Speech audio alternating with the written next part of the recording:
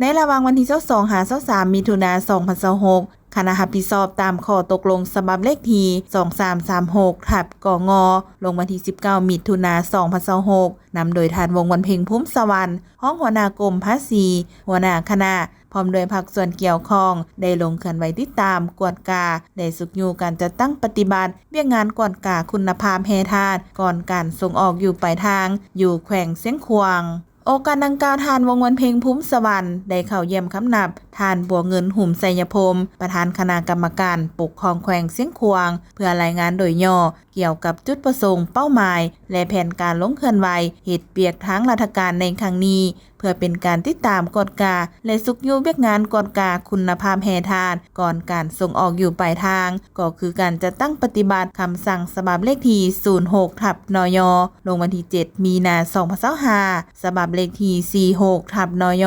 ลงวันที่13เมษายน2026และคำสั่งของเลขาธิการส่วนกลางภาคฉบับเลขที่11/คลสพ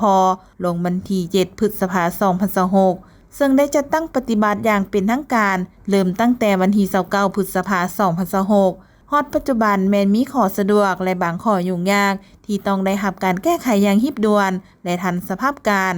สำหรับอยู่แขวงเสียงขวางแม้นได้จัดตั้งปฏิบัติอยู่ด้านสากลน้ำกันซึ่งก็เป็นจุดยุทธศาสตร์หนึ่งที่สำคัญในการส่งออกของแห่ทาสพร้อมนั้นคณะรับผิดชอบและภาคส่วนที่เกี่ยวข้องได้ลงไปติดตามสุกอยู่และแก้ไขปัญหาต่างๆที่ติดพันกับการกวดกาคุณภาพแห่ทาสก่อนการส่งออกอยู่ด้านภาษีสากลน้ำกันเพื่อรับประกันให้เวียกงานดังกล่าวสามารถสืบต่อจัดตั้งปฏิบัติได้อย่างมีประสิทธิภาพประสิทธิผลและเป็นรูปธรรมอย่างแท้จริง